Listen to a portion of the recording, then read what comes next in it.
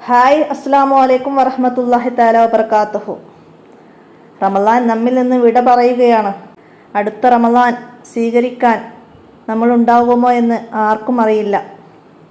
അള്ളാഹു അടുത്ത റമളാനും ആരോഗ്യത്തോടെ സ്വീകരിക്കാനും റമളാൻ മുഴുവനും നോൻപ് നോൽക്കാനും അള്ളാഹു തആല നമുക്കെല്ലാവർക്കും തൗഫീക്ക് നൽകട്ടെ. നോൻപ് പോലെ തന്നെയാണ് സക്കാത്ത്. അള്ളാഹു തആല നിർബന്ധമാക്കിയ ഒരു കാര്യമാണ് സക്കാത്ത്. സാങ്കേതികമായി പറഞ്ഞാൽ നമ്മുടെ ധനത്തിൽ നിന്ന് നിശ്ചിതമായ ഒരു ഭാഗം ദരിദ്രർക്കും മറ്റ് അർഹർക്കും നൽകുക. ഇങ്ങനെ ഖുർആൻ പരിചയപ്പെടുത്തുന്നു സക്കാത്തിനെ. നിസ്കാരത്തെയും നോമ്പിനെയും പോലെ തന്നെ മുൻഗാമികളായ പല പ്രവാചകന്മാരും അവരുടെ അനുയായികൾക്കും നിർബന്ധമായിരുന്നു സക്കാത്തും നിസ്കാരവും നോമ്പൊക്കെ. ഖുർആൻ പറയുന്നത് കാണാം, സക്കാത്ത് കൊടുത്തു വീട്ടുന്നവർക്കും എൻ്റെ ദൃഷ്ടാന്തങ്ങളെ വിശ്വസിക്കുന്നവർക്കും അത് ഞാൻ നിശ്ചയം രേഖപ്പെടുത്തി വെക്കും. സക്കാത്ത് രണ്ടിനമാണ്, മുതലിൻ്റെ സക്കാത്തും ശരീരത്തിൻ്റെ സക്കാത്തും. സക്കാത്ത് മറ്റുള്ളവരുടെ അവകാശമാണ്, അത് പിന്തിക്കാൻ പാടില്ല. സക്കാത്ത് കൊടുക്കുന്നത് കൊണ്ട് നമുക്ക് പരലോകത്ത് വലിയ ഗുണം കിട്ടും. പരിശുദ്ധ ഖുർആനിൽ ഇങ്ങനെയുണ്ട്, സക്കാത്ത് നൽകുന്നവർ ഇരട്ടി സമ്പാദിക്കുന്നവരാണ്. അവകാശികൾക്ക് നൽകാതെ സൂക്ഷിച്ച ധനം നരകത്തിൽ ചുട്ടുപഴുപ്പിക്കും. അവരുടെ നെറ്റിയിലും പാർശ്വഭാഗങ്ങളിലും മുതുകുകളിലും അതുകൊണ്ട് ചൂടാക്കപ്പെടും. സക്കാത്ത് ശരിയായ രീതിയിൽ വിതരണം ചെയ്താൽ ലോകത്ത് ദാരിദ്ര്യമോ സാമ്പത്തിക മാന്ദ്യമോ ഉണ്ടാവുകയില്ല. ശുദ്ധീകരണം എന്നാണ് സക്കാത്തിന്റെ ഭാഷാർത്ഥം. സമ്പത്തിനെയും മനസ്സിനെയും പ്രവർത്തനങ്ങളെയും അത് ശുദ്ധീകരിക്കുന്നു. സമൂഹത്തിൽ സ്നേഹവും കെട്ടുറപ്പുമുണ്ടാകുന്നു.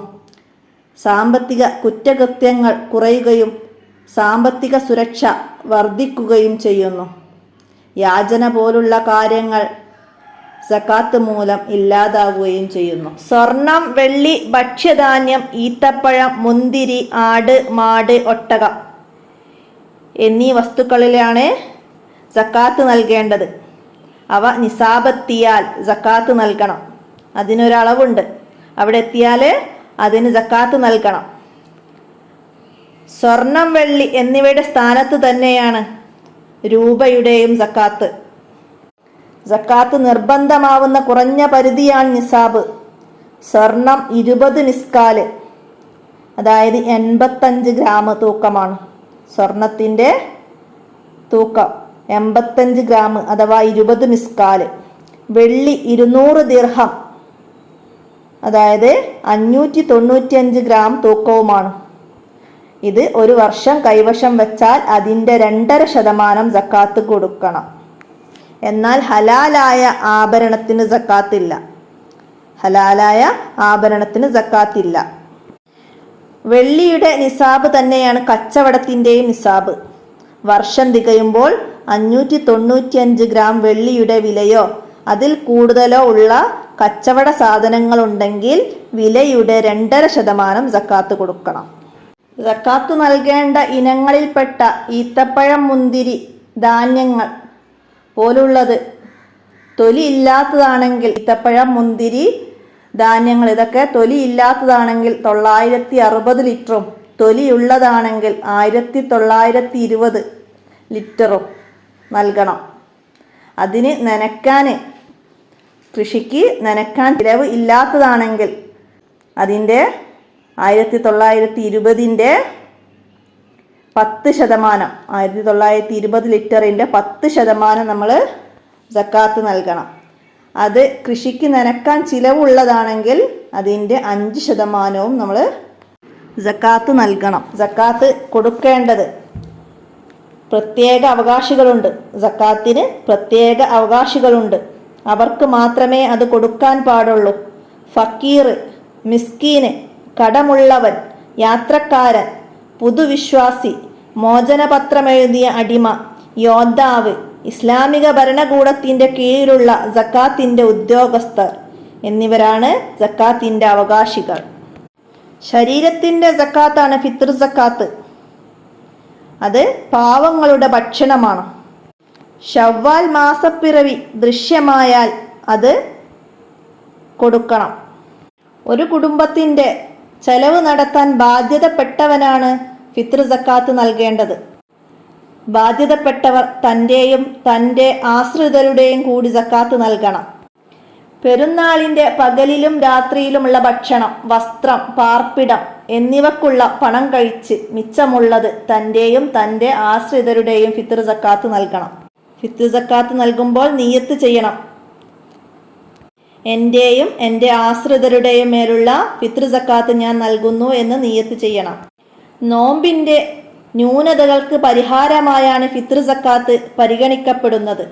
നിസ്കാരത്തിന് സഹവിൻ്റെ സുജൂദ് പോലെയാണിത്. സഹവിൻ്റെ സുജൂദ് നിസ്കാരത്തിൻ്റെ കുറവ് പരിഹരിക്കുന്നത് പോലെ സക്കാത്തുൽ ഫിത്ർ നോമ്പിൻ്റെ കുറവ് പരിഹരിക്കുമെന്നാണ് പണ്ഡിത വീക്ഷണം. നാട്ടിൽ മുഖ്യാഹാരമായി ഉപയോഗിക്കുന്ന വസ്തുക്കളാണ് സക്കാത്തായി നൽകേണ്ടത്. ധാന്യത്തിന് പകരം അതിൻ്റെ വിരയോ പൊടിച്ച പൊടിയോ വേവിച്ചതോ കൊടുക്കാവുന്നതല്ല. ധാന്യമായി തന്നെ നൽകണം.